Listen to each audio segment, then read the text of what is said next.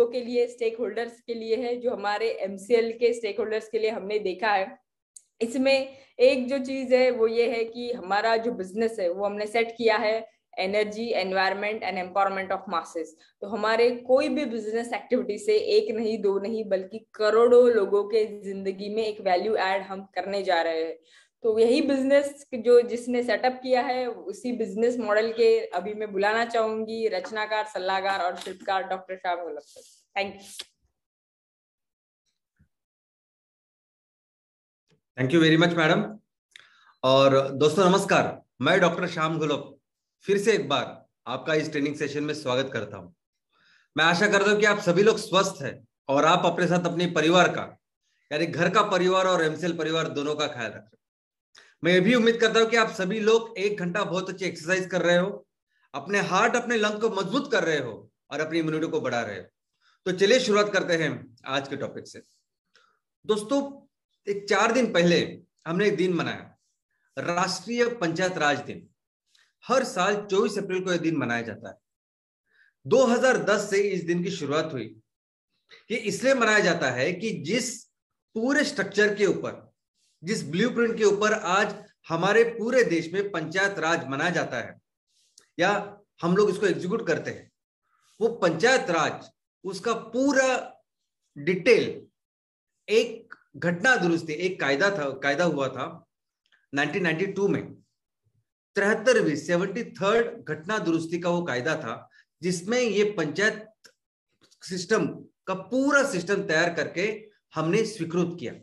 जिस दिन उसको स्वीकृत किया वो था 24 अप्रैल। और फिर 2010 से हम ये 24 अप्रैल हमारे राष्ट्रीय पंचायत राज दिन करके हम लोग समझते हैं। तो चलिए समझते हैं कि ये एक्चुअली है क्या। तो दोस्तों, कोई भी अगर देश हो तो देश कैसे बनता है? तो देश ऐसे सारे लोगों का समूह होता है जो एक दूसरे के साथ उस वहां की संस्कृति, वहां की बोली भाषा, वहां का इतिहास या भौगोलिक रचना, इन चीजों से एक दूसरे के साथ जुड़े हुए होते हैं। और इन सभी लोगों का जो कलेक्शन होता है या जो समुदाय होता है, उसे हम देश कह सकते हैं। अब ये जो देश है, हमारे दुनिया में आज की तारीख में 195 इतने देश है।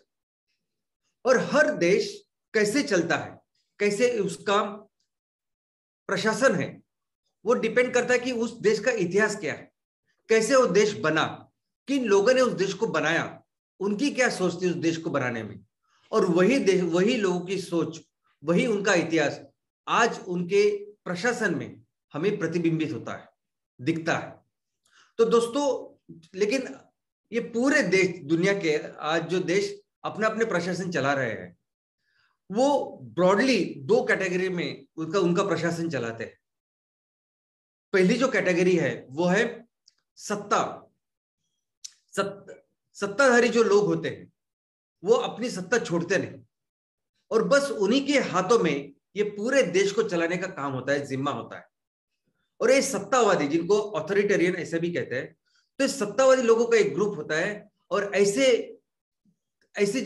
वजह से बहुत सारे दुनिया के बहुत सारे देशों में आज के तारीख में प्रशासन चल रहा है। लेकिन दूसरा जो अभी ये जो तरीका है देश को चलाने का, उसमें लोगों का या जनता का जो पार्टिसिपेशन वो भी कम होता है, उनका सुना या उनकी जो की चीज है उनको भी कम किया जाता है। लेकिन दूसरा जो तरीका है जिसमें लोग खुद होके पूरे देश का प्रशासन चलाते हैं, उसे कहते हैं प्रजातंत्र, लोकतंत्र या लोकशाही। अभी ये जो प्रजातंत्र है, लोकतंत्र है, इसके भी 3 प्रकार है। सबसे एक पहला प्रकार यह है कि लोग अपनी अपनी जगह से अपने रिप्रेजेंटेटिव, अपने प्रतिनिधि, अपने सांसद को चुनते हैं। और ये जो सांसद है, ये सभी मिलके, देश के सांसद मिलके अपनी एक संसद बनाते हैं और ये संसद पूरे देश को फिर चलाती है। ये संसद के जो चुने हुए लोग होते हैं, वो अपने पूरे संसद के एक नेता को चुनते हैं, जिसे हम पंतप्रधान कहते हैं। और इनके थ्रू पूरे देश का कारोबार चलता है। इसे कहते हैं हम लोग संसदीय लोकशाही। दूसरी जो है वो अध्यक्षीय लोकशाही, अध्यक्षीय प्रजातंत्र है। उसमें लोग अपने अपने क्षेत्र से सांसद तो चुनते ही है, लेकिन वही लोग पूरे देश का जो सर्वोच्च नेता है, जो अध्यक्ष है उस राष्ट्र का, उसे भी चुनते हैं। और इसे कहते हैं अध्यक्षीय प्रजातंत्र। अमेरिका में ये प्रजातंत्र है। और तीसरा एक ऐसा प्रजातंत्र है कि जहां आप कहीं भी, किसी भी मौके पे, किसी भी जगह पे और किसी भी प्रोसेस में ये पूरे ये जो शासन प्रशासन है इसका भाग हो सकते हो। कोई भी देश का नागरिक इस प्रजातंत्र में भाग ले सकता है और उसके लिए उसको चुनाव की जरूरत नहीं होती। उसे जरूरत नहीं होती कि वो चुनाव लड़के वो सांसद बने। इसमें आप कोई भी अपना सुझाव, कोई भी चीज सरकार को प्रस्तुत कर सकते हो और उसके ऊपर सरकार काम कर सकती है। लेकिन हाँ, उसके पीछे जो लोकतंत्र चाहिए, जो प्रजातंत्र का सपोर्ट चाहिए, वो जरूरी होता है। इसके अलावा और आज की तारीख में भी कुछ ऐसे देश है कि जहां चलती है मोनार्की। मोनार्की का मतलब है कि जहां वहां के राजा उस देश का पूरा कारोबार चलाते हैं। और इसके अलावा और एक प्रकार है जिसका नाम है ओलिगार्की। ओलिगार्की यानी थोड़े से लोग होते हैं जो पूरे देश का कारोबार चलाते हैं, राज्य कारोबार चलाते हैं। अब यही लोग हमेशा उनके हाथ में अपनी पूरी सत्ता रखते हैं। अभी किस तरह के लोग होते हैं? तो ये लोग हो सकता है कि सिर्फ एक आदमी हो और वो पूरे देश को चलाता हो, और इसे कहते हैं ऑटोक्रेसी। लेकिन जब कई सारे लोग होते हैं जो पूरे देश को चलाते हैं और वही चलाते हैं बार बार, उसे कहते हैं प्लूटोक्रेसी। जब इस पूरे देश का जो शासन है कोई मिलिट्री चलाती है या सैन्य चलाते हैं तो उसे कहते हैं स्ट्रेटोक्रेसी। और जब देश का राजकारभार किसी धार्मिक ग्रंथ के आधार पर चलाया जाता है उसे कहते हैं थियोक्रेसी। लेकिन एक ऐसा भी प्रकार है कि जिसमें कुछ लोग ना सिर्फ पूरा प्रशासन चलाते हैं, लेकिन उस देश में रहने वाले जो सामान्य नागरिक है उनकी जो निजी जिंदगी है उसके ऊपर भी उनका पूरा अधिकार होता है। यानी उनके देश के हर चीज के ऊपर उनका टोटल पूरी तरह से अधिकार होता है, जिसे कहते हैं टोटलिटेरियन। और जो आप अभी देख रहे हैं, और आज की तारीख में भी अगर ऐसा कोई देश है तो अगर आपको मालूम होगा तो नॉर्थ कोरिया में जो किम फैमिली है वो इसी तरह से उस देश को चला रही है। दोस्तों, इसके अलावा और एक प्रकार है ट्राइबलिज्म। जहां जहां हमारे यहाँ आदिवासी क्षेत्र है, हमारी दुनिया में आदिवासी लोगों की एक अपनी संस्कृति है, एक अपना कल्चर है, और ये सब प्रशासन की उनकी एक अपनी पद्धति है, और उस पद्धति से ये लोग चलते हैं। और जहां जहां ये पद्धति है उस पद्धति से ये काम चलता है। इनफैक्ट हमारे देश में भी ऐसे कुछ छोटे छोटे प्रदेश हैं जहां अभी भी जो हमारे जो आदिवासी लोग हैं उनकी जो पद्धति है उस पद्धति से वहां का कारोबार चलता है। तो चलिए आते हैं पंचायती राज सिस्टम। पंचायती राज सिस्टम यानी क्या?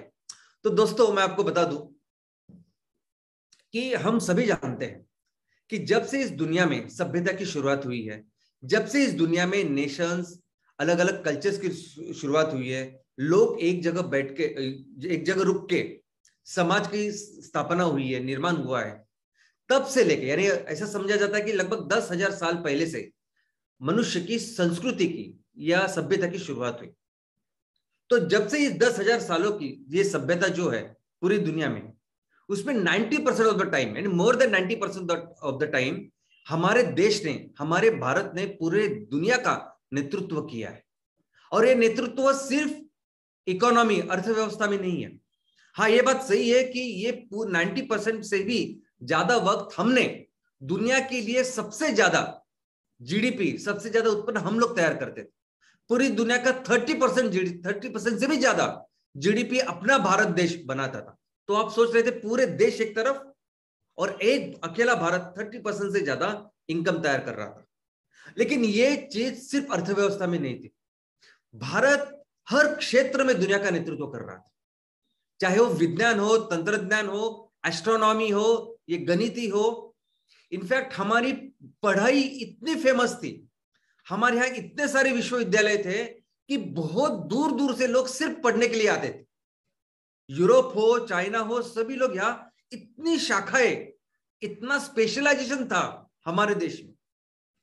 तो दोस्तों, वैसा ही एक और विषय है जिसमें भारत ने दुनिया को मंत्र दिया है, और वो जो विषय है वो है पब्लिक एडमिनिस्ट्रेशन, वो विषय है ये सामान्य प्रशासन।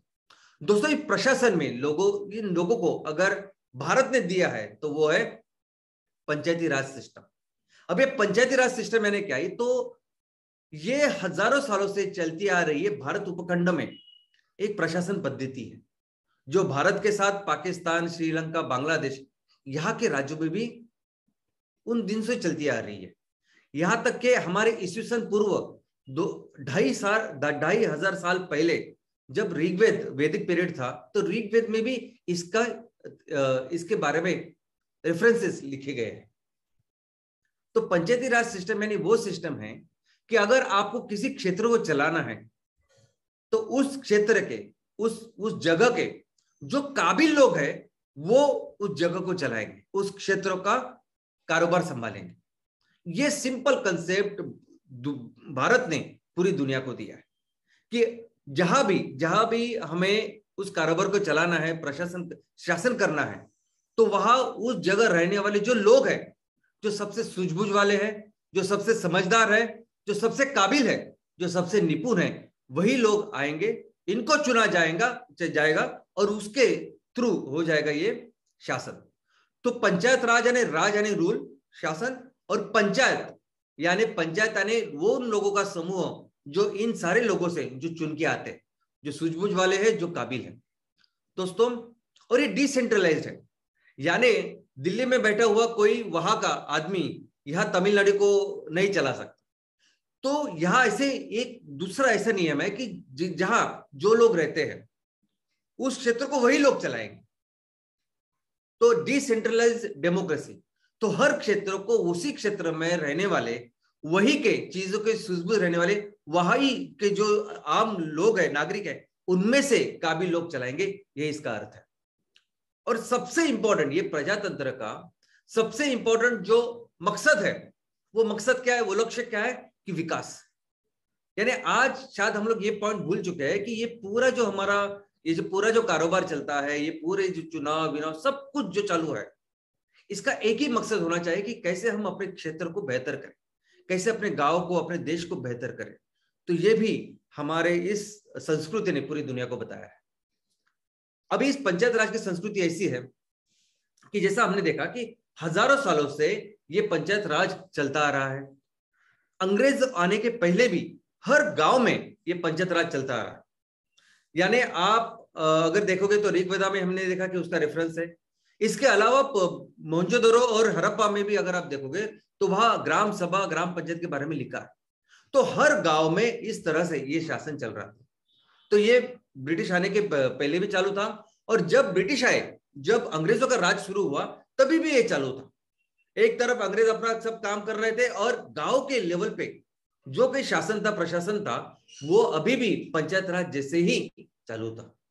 लेकिन ये सभी चीजें बदल गई 1857 के बाद। 1857 में जो क्रांति हुई, जो उठाव हुआ, उसने पूरे अंग्रेज उनकी पूरी बुनियाद हिला के रख दी। इनफैक्ट ये आजादी के लिए बहुत बड़ा, हमने इतनी बड़ी लड़ाई की थी कि ऑलमोस्ट अंग्रेज हार चुके थे, और अंग्रेज तभी शायद जा सकते थे। लेकिन कुछ गलतियां हुई, कुछ चीजें हुई कि जिसकी वजह से वो हुआ नहीं। लेकिन वो सबसे बड़ा, बहुत बड़ा संघर्ष वो 1857 में हुआ, और उसने पूरे जो अंग्रेजों का जो पूरा प्रशासन था, उनकी जो पूरी नींव थी, वो हिला के रख दी। उसके बाद बहुत मूलभूत चेंजेस इस अंग्रेजों ने अपने एडमिनिस्ट्रेशन में की। सबसे पहले तो क्या हुआ, इस भारत को जो कंपनी चला रही थी, ईस्ट इंडिया कंपनी, वो बंद होके उसका प्रशासन गया अंग्रेजों के वहां रानी के हाथ में। तो इंग्लैंड जो देश था, उनके हाथों में प्रशासन चला गया। दूसरी बात, उन्होंने क्या किया कि इतने सारे सालों में ये थोड़े से अंग्रेज इतने सारे करोड़ों लोगों को उन्होंने कैसे राज किया। तो उनकी सिर्फ एक ही नीति थी डे वन से, कि फूट डालो और राज करो। लेकिन ये नीति उन्होंने देखी कि 1857 में सभी तरह के लोग, सभी धर्म के लोग, सब जाति के लोग एकजुट होके लड़े, और इस तरह से लड़ गए कि ये ऑलमोस्ट हार चुके थे। ऑलमोस्ट अंग्रेज ये देश छोड़ के भाग जाने वाले थे। तो फिर अंग्रेज ने ये जो उनकी नीति थी उस पर इतना फोकस किया, इस नीति को इतना ज्यादा इसके ऊपर काम किया कि उसके बाद अगर आप देखोगे तो ये पूरा हिंदू मुसलमान से लेके ये जाति पाति में जो संघर्ष है, उन्होंने हर कोई चीजों की कि कैसे ये लोग आपस में लड़ते रहे और कैसे एक साथ ना आए। इसके अलावा फिर उन्होंने प्रशासन में भी काम किया। उन्होंने देखा एक तो उनका बहुत सारा घाटा हुआ था, उनके पास पैसे हमेशा कम थे, इसलिए वो ज्यादा निचोड़ निचोड़ के भारत को काम कर रहे थे। वैसे उस ज्यादा उन्होंने काम किया कि कैसे ज्यादा से ज्यादा पैसे हम लोग अभी भारत से ले सकते, इसके ऊपर उन्होंने काम करना चालू किया। और पूरा जो उनका एडमिनिस्ट्रेशन था, पूरा जो उनका शासन प्रशासन था, उसको पूरा एक तरफ से उन्होंने किया और गांव की तरफ वो मुड़े। यानी हर चीज, अब तक सिर्फ वो अपने अपने फायदे की चीज कर रहे थे, लेकिन अभी उन्होंने देखा कि हर गांव के ऊपर उनकी नजर होनी चाहिए, हर गांव के ऊपर उनका कंट्रोल होना चाहिए। और फिर उन्होंने उस तरह का प्रशासन की व्यवस्था की शुरुआत की। दोस्तों, आज की तारीख में भी मैं आपको बोलता हूं, मैं खुद इसमें रहा हूं, मैं उसका भाग था। तो आज की तारीख में भी जो शासन प्रशासन हम लोग कर रहे हैं, और वो अंग्रेजों ने तैयार किया हुआ ही शासन है, वो अंग्रेजों ने तैयार किया हुआ ही वो पूरा एडमिनिस्ट्रेशन स्ट्रक्चर है, ढांचा है। देखो, दो तरह की चीजें हैं। एक क्या है, डेवलपमेंट, विकास, जो हमने देखा कि पंचायत राज सिस्टम में सबका लक्ष्य क्या था, मकसद क्या था कि हमारे क्षेत्र का विकास होना चाहिए। अंग्रेजों ने क्या किया, अंग्रेजों ने देखा कि कैसे कंट्रोल मेरा रहेगा, कैसे गांव के तरफ ज्यादा से ज्यादा मैं लगान, ज्यादा से ज्यादा टैक्स में जमीन से लूंगा और ज्यादा से ज्यादा वहां का लॉ और ऑर्डर मेरे हाथ में रहेगा। तो अंग्रेजों ने उसके ऊपर ध्यान दिया और आज भी वैसे ही करते हैं हम। ये जो पूरा पंचायत राज का सिस्टम है, बीडीओ से लेके सीईओ, जिला परिषद, वो सब उनको जरा कम इंपॉर्टेंस है, लेकिन ये जो लॉ एंड ऑर्डर है और ये लैंड रेवेन्यू है, जिसमें कलेक्टर आते हैं, तहसीलदार आते हैं, ये सब लोग आते हैं, इनका पूरा सिस्टम अभी भी उनको इतना ज्यादा इंपॉर्टेंस देते हैं हम लोग। और बहुत सारी चीजें लॉ एंड ऑर्डर की उनके पास है।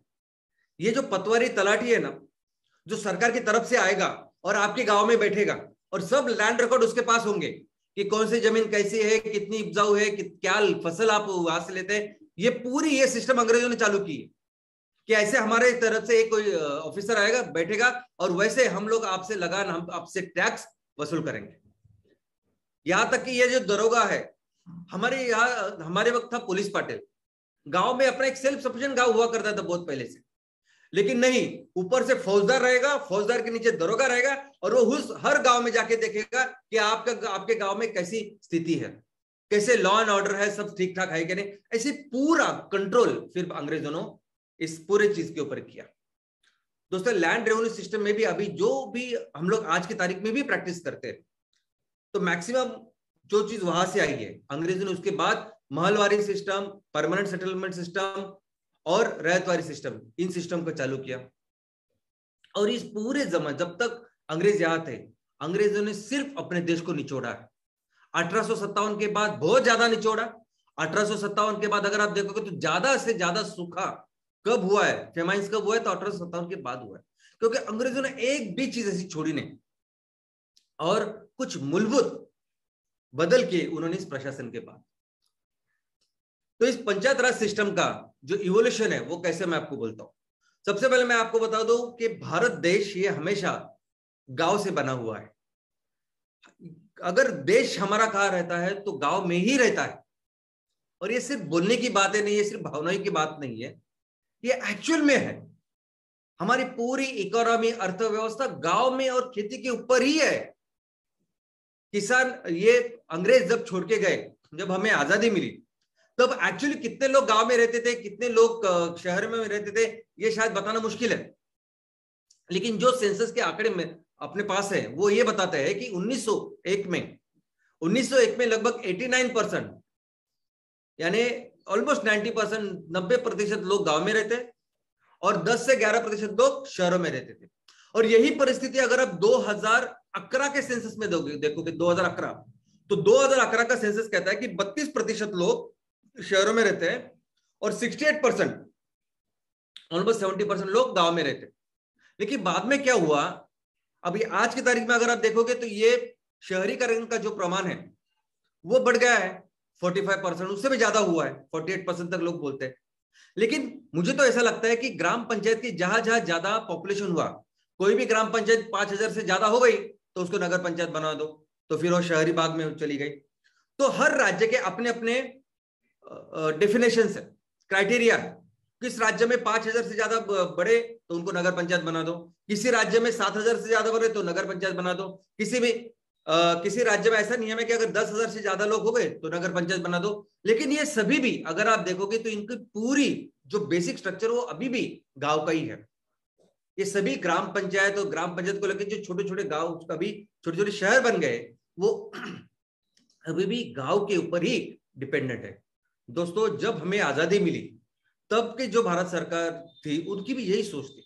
उन्होंने भी देखा था कि 90% ऑलमोस्ट गांव में रहते हैं, और उन्हें बोला कि अगर हमारे देश को बेहतर बनाना है, इसका विकास करना है, तो हमें गांव को ही फोकस करना पड़ेगा, गांव की तरफ ही काम करना पड़ेगा। और इन्होंने पूरे प्रशासन की जो नींव रखी वो गांव के विकास के आधार पर ही रखी, और यही से चालू हुआ।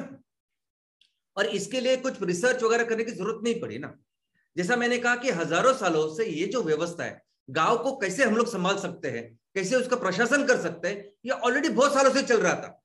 तो उसको बेहतर कैसे बनाया, तो कुछ बहुत सारी कमेटियां उसकी शुरुआत हुई। सबसे पहले कमेटी जो स्वतंत्रता के बाद या आजादी के बाद बनी और जिसने इस पूरे पंचायत राज सिस्टम की नींव रखी।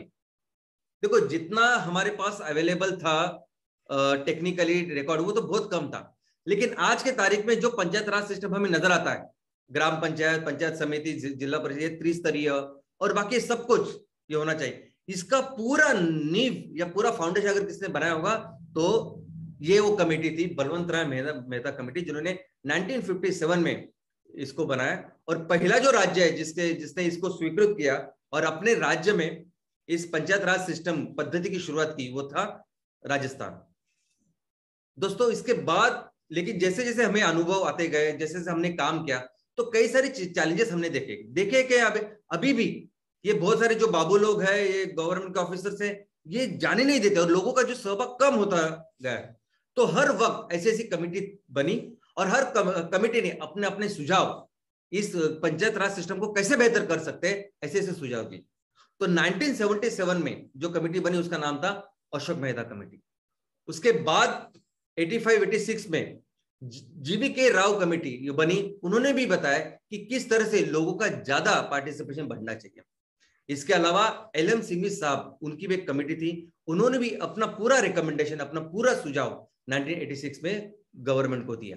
और ये सभी सुझाव के बाद, ये सभी जो अनुभव इतने सालों से हम लोगों ने लिए, ये सब काम करने के बाद ये सभी मिलके एक बहुत सख्त, बहुत प्रॉपर, डिटेल्ड ऐसा कानून तैयार किया गया। और वो था 73वीं घटना दुरुस्ती। घटना दुरुस्ती क्यों? क्योंकि ये पंचायत राज सिस्टम ऑलरेडी हमारे संविधान में, हमारे राज्य घटना में लिखा रखा है। डॉक्टर बाबा साहब अम्बेडकर ने जब इनको बनाया राज्य घटना को, तो उसमें ये पंचायत राज सिस्टम है, लेकिन उसको बेहतर करने के लिए डिटेल जो कायदा कानून तैयार हुआ वो इस दिन 1992 में तैयार हुआ। 73rd यानी 73वीं जो घटना दुरुस्ती का जो कायदा है उसमें डिटेल ये रख गया। और आज तक, आज की तारीख तक जो भी हम लोग पंचायत राज सिस्टम हमारे गांव में आज चला रहे हैं वो इस कायदे कानून से चला रहे हैं। तो दोस्तों, ये इसमें ही वो था कि हर 5 साल के बाद ये चुनाव होने चाहिए, फिर उसका चुनाव आयोग होना चाहिए हर राज्य का, और 30% जो रिजर्वेशन है वो सिर्फ महिलाओं को होना चाहिए हर लेवल के ऊपर, यानी पंचायत अध्यक्ष के ऊपर भी होना चाहिए और जो चुन के आते हैं वो लोग भी होना चाहिए। और वहां का जो क्षेत्र है, वहां के जो अलग अलग लोग रहते हैं उनके प्रोपोर्शन के हिसाब से उनको भी वहां रिजर्वेशन होना चाहिए। कैसे गांव अपने अपने टैक्सेस तैयार कर सकते हैं, कैसे उनको फंड मिलेगा, ये सभी डिटेल्स ये 73वीं जो घटना दुरुस्ती है उसमें है। और इसी के लिए जिस दिन से इसको हमने स्वीकृत किया उस दिन को हम राष्ट्रीय पंचायत दिन मनाते हैं। दोस्तों, ये पंचायत राज सिस्टम का ये स्ट्रक्चर जो है उसके बारे में समझते हैं। सबसे पहले मैं आपको बता दूं कि ये ये जो रचना है वो त्रिस्तरीय रचना है। हमारे पूरे देश में जितने भी राज्य हैं, उस राज्य में हर राज्य में त्रिस्तरीय रचना होगी। कैसे होगी?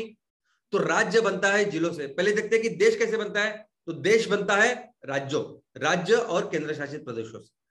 ये राज्य कैसे बनते हैं? तो जिलों से। और एक जिला किससे बनता है? तो बनता है तालुका से, और तालुका बनता है ग्राम पंचायत से। तो जिले के लेवल का ये प्रशासन है और वहां तक त्रिस्तरीय है। तो हर जिले में त्रिस्तरीय रचना होगी। ग्राम पंचायत लेवल पे होगी पहली रचना, जो गांव के स्तर पे होगी ग्राम पंचायत। तहसील लेवल पे होगा तहसील या ब्लॉक या मंडल, तालुका जो हम लोग बोलते हैं, वहां होगी पंचायत समिति, और जिला स्तर पे होगी जिला परिषद। उन्होंने कहा कि पूरे राज्य में, पूरे देश में ये लागू होगा, लेकिन जहां राज्यों में 20 लाख से कम लोग रहते हैं वहां सिर्फ द्विस्तरीय ही रचना होगी। और जहां जहां केंद्र शासित प्रदेश है वहां के जो गवर्नर है ये वो डिसाइड करेंगे कि किस तरह से उनके उस केंद्र शासित प्रदेश में इसको लागू करना है। तो देखिए ग्राम पंचायत लेवल का सिस्टम। दोस्तों मैं आपको बता दूं, पूरी जो देश है उसमें से सबसे अहम, सबसे इंपॉर्टेंट अगर कुछ है घटक तो वो है ग्राम पंचायत। यानी मैं कहता हूं कि जैसे अपना ये हमारा बदन, हमारी जो बॉडी बनी वो किससे बनी है? सेल से, पेशी। तो जो सेल, जो बेसिक घटक है अपने पूरे देश का, वो बेसिक घटक है ये ग्राम पंचायत, जिससे अपना पूरा देश बना है। सबसे महत्वपूर्ण संस्था अगर इस प्रशासन में कुछ है तो वो है ग्राम पंचायत। और इस ग्राम पंचायत में उस गांव में जितने भी लोग रहते हैं और जो मतदार, एलिजिबल मतदार हैं, उन सबको मिलके बनती है ग्राम सभा। तो हर गांव में एक ग्राम सभा होती है, और ये ग्राम सभा फिर अपने यहाँ के कौन से ऐसे लोग हैं जो वो प्रजातंत्र चलाएंगे उसको चुन के देते हैं, और उनसे बनता है वो ग्राम पंचायत, उनसे बनता है वो पंचायत। आपके जितने लोग होते हैं उसके हिसाब से फिर वो उतने सदस्य होते हैं उस ग्राम पंचायत में। और फिर वो जो सदस्य है उनसे एक बनता है सरपंच, जिसे प्रधान भी कहते हैं, मुखिया भी कहते हैं। और इस तरह का ये पूरी ग्राम पंचायत लेवल की रचना है। इनके साथ, इनके मदद के लिए, इनके साथ काम करने के लिए गवर्नमेंट का भी एक ऑफिसर होता है, जिसका नाम होता है ग्राम सेवक, जो गवर्नमेंट से काम करता है।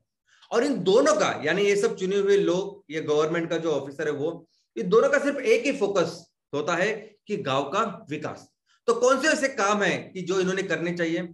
तो सबसे पहले तो ऑफ कोर्स जो स्टेट, राज्य सरकार का और केंद्र सरकार की जो अलग अलग योजनाएं हो उसकी अच्छी तरह से अमल बजावनी, क्योंकि अगर वो अच्छी अमल बजावनी करेंगे तब जाके वो योजना सफल हो सकती है। तो वो, लेकिन उसके साथ इन दोनों ने मिलकर ये देखना चाहिए कि हमारे गांव में ऐसी कौन सी चीजें कि जिससे हमारा इनकम बढ़ सकता है, क्योंकि हर गांव के एक अपनी अपनी भौगोलिक परिस्थिति, अपना अपना इतिहास है, अलग अलग तरह के लोग रहते हैं, उनकी अलग अलग एक्सपर्टीज है। तो उस तरह से एक्चुअली इसके ऊपर काम करना चाहिए कि कैसे इनका इनकम बढ़ाए। ये देखना चाहिए कि कैसे यहाँ जो हमारी खेती बाड़ी है, जो हमारा पशुपालन है, कैसे इसको बेहतर करें, कैसे हम यहाँ एम्प्लॉयमेंट जनरेशन, रोजगार निर्मित करें।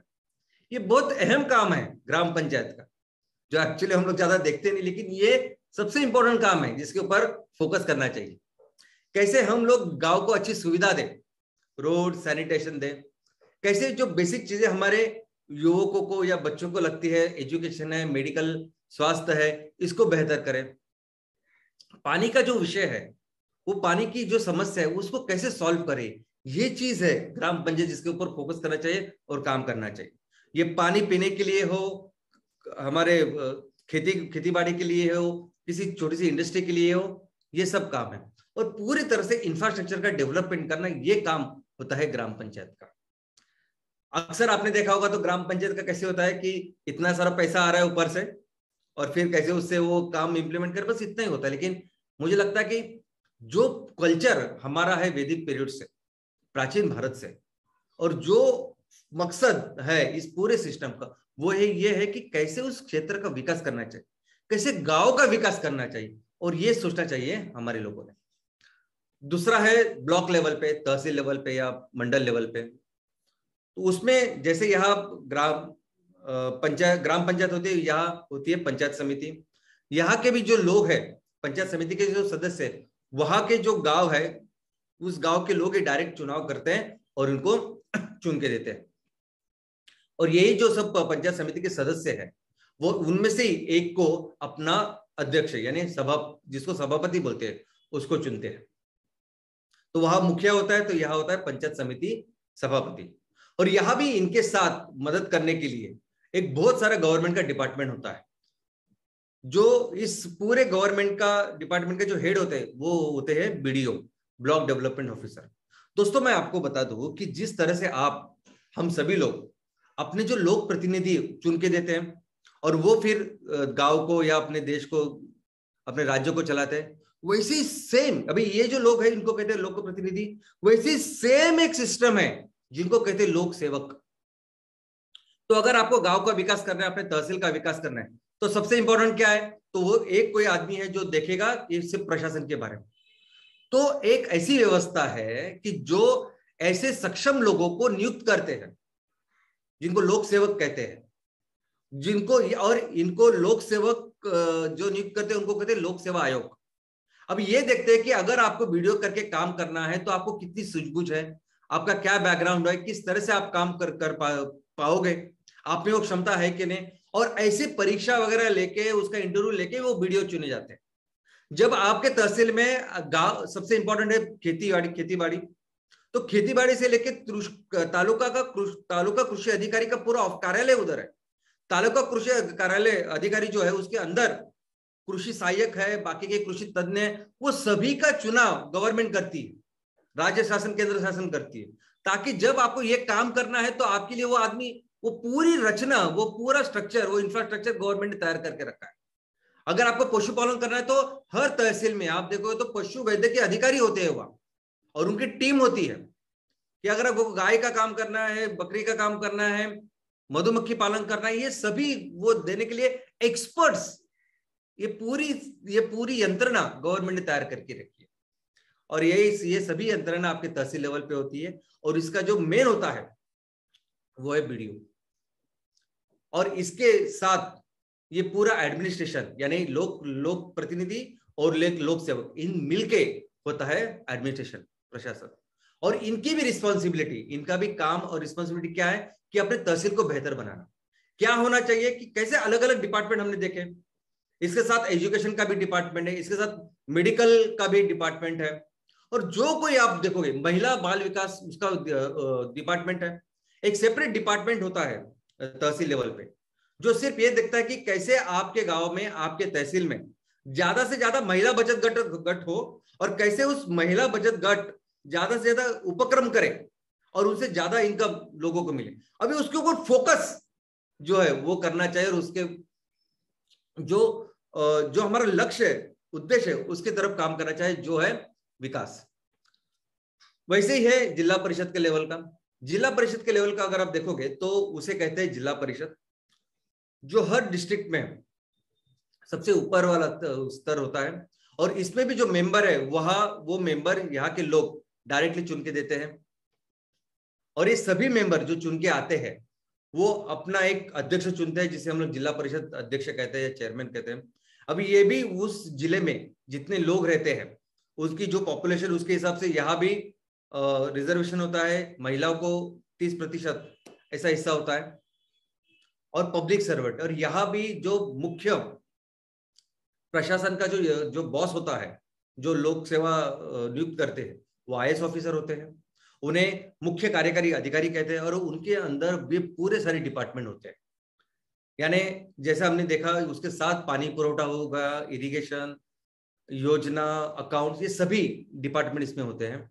और ये अलग अलग डिपार्टमेंट का यही एक काम होता है कि कैसे उस डिपार्टमेंट के तहत उनकी जो पूरे जिले की परिस्थिति है। और ऐसा नहीं कि जिला स्तर का जो रचना होती है कि गांव के लिए, तहसील के लिए, सबके लिए होती है।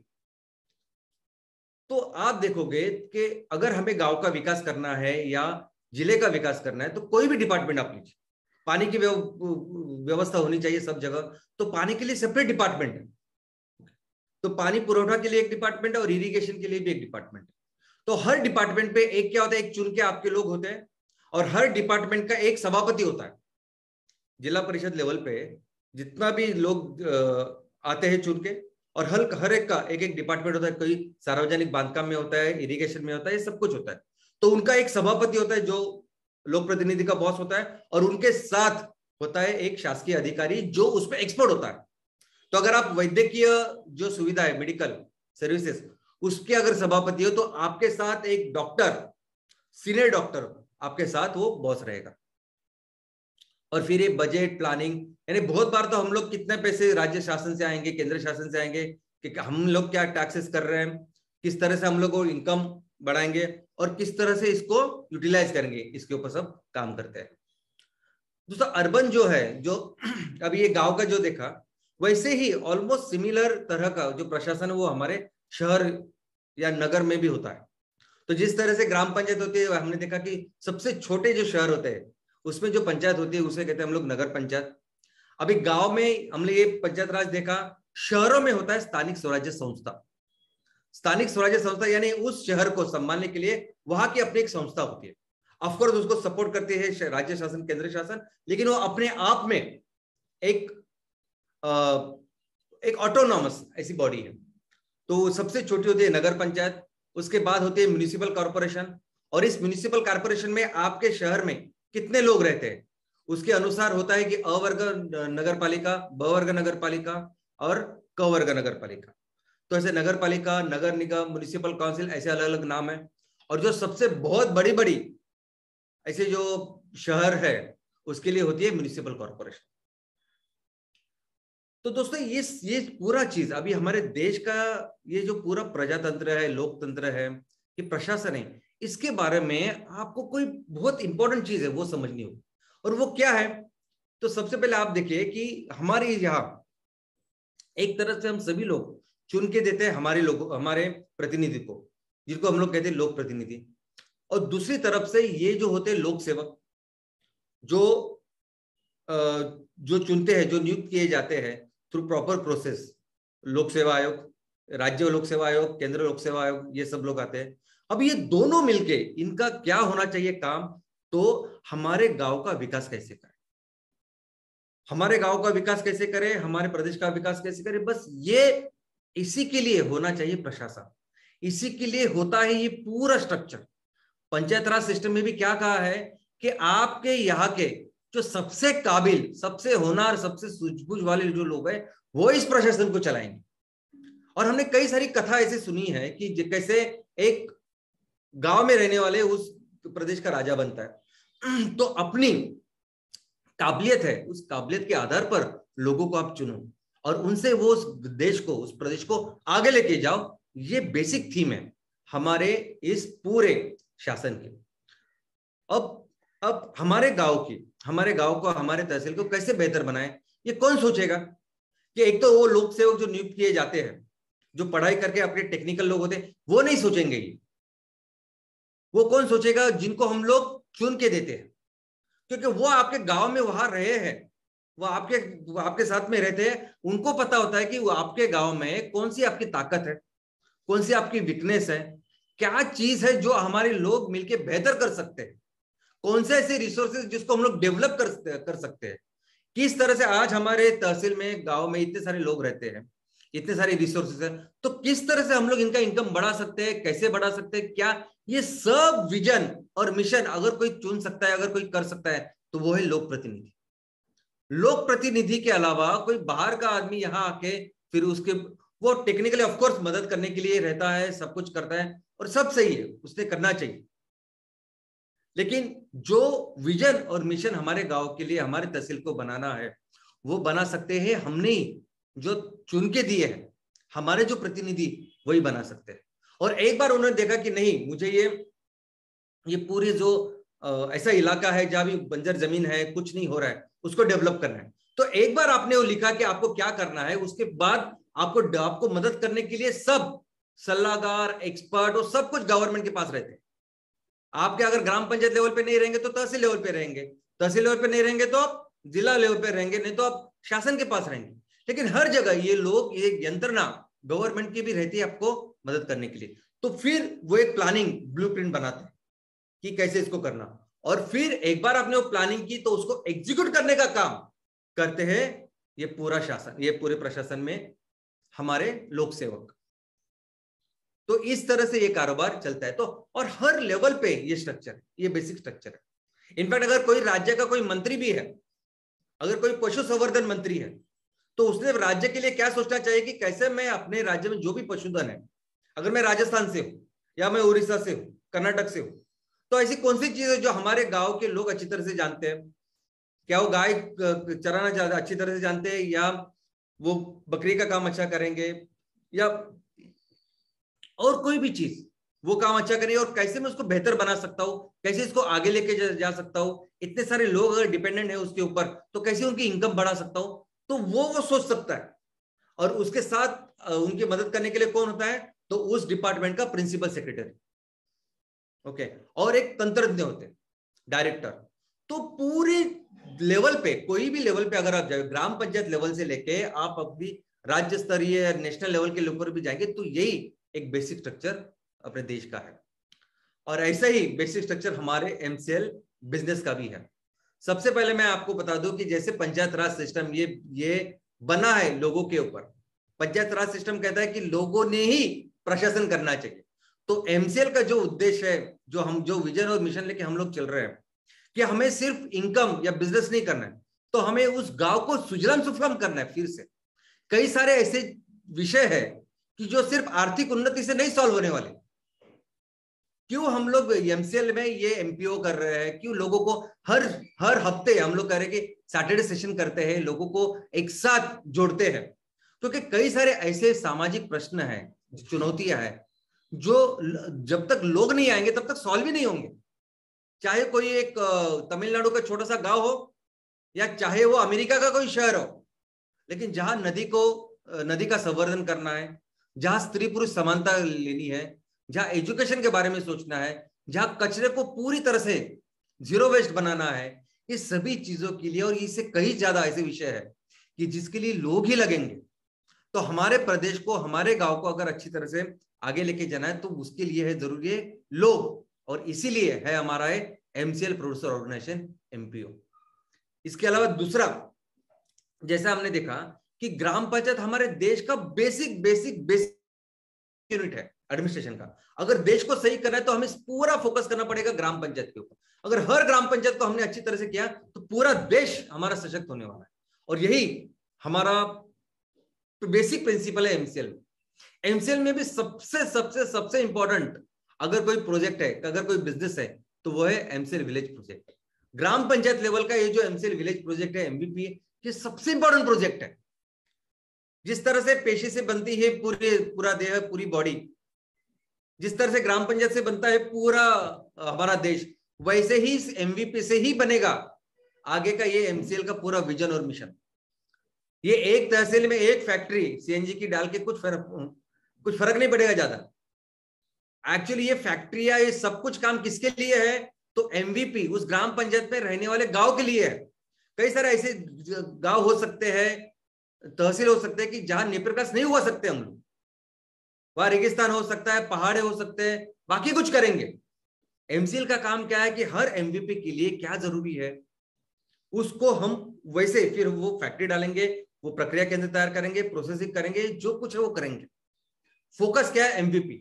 तहसील में 100 टन की 10 टन की फैक्ट्री से लेकर 100 टन तक जाए, अपना काम हो गया, ऐसा नहीं है। हमारा पूरा फोकस है कि वहां के लोग जो है, उन लोगों को जो जरूरत है उसके हिसाब से अपने बिजनेस को डेवलप करना। और हमारा एक प्रॉपर विजन और मिशन है।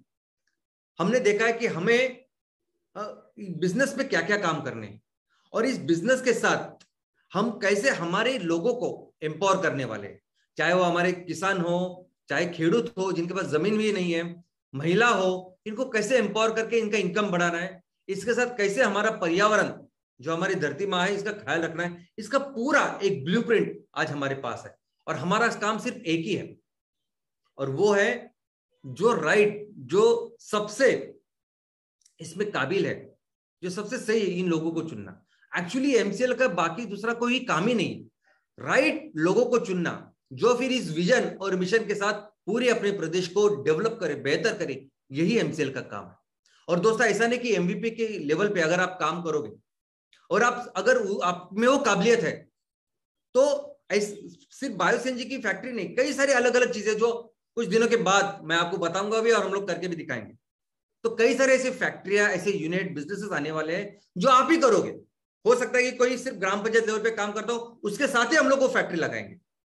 अगर वो बहुत ही बेहतर है तो उसको हम डिस्ट्रिक्ट लेवल का, जिला लेवल का जो नेतृत्व वो करेंगे।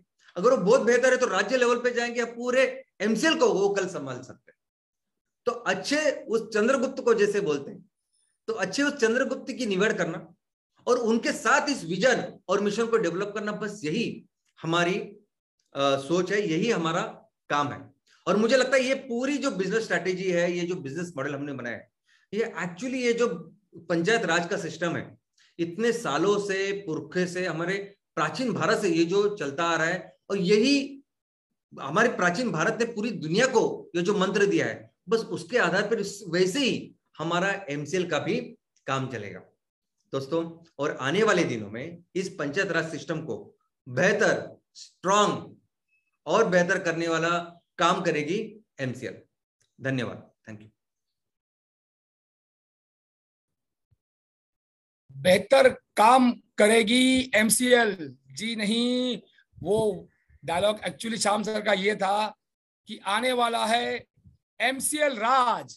जी हाँ, पंचायत राज के इस खूबसूरत वेबिनार में कहीं ना कहीं छुपा था श्याम सर का एक थॉट, आने वाला है एमसीएल राज।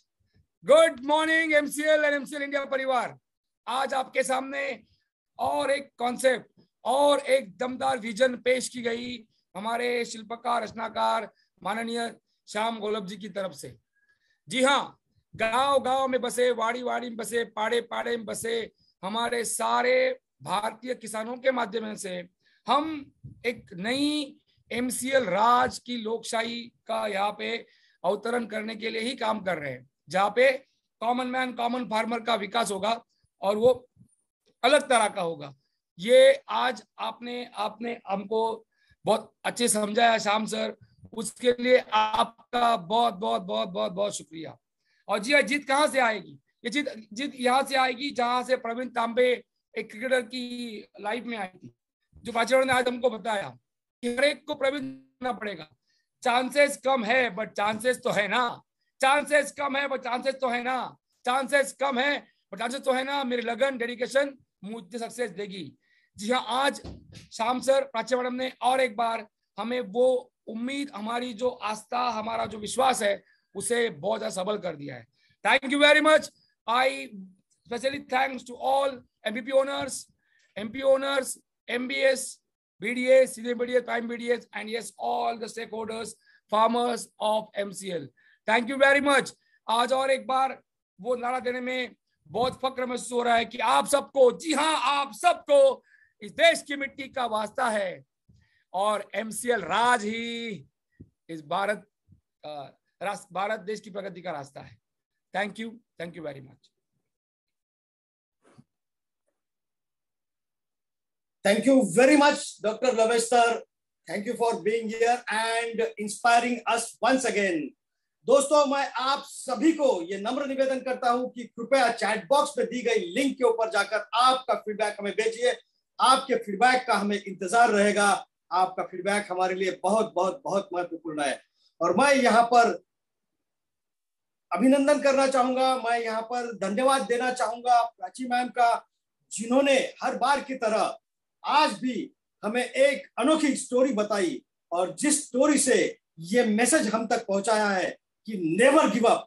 परिस्थिति आपके काबू में नहीं है, लेकिन किसी भी परिस्थिति में किस प्रकार से हमें अपना मोटिवेशन कायम रखना है और लक्ष्य की ओर एक एक इंच करके बढ़ना है, इसका कहानी से हमने सीखा।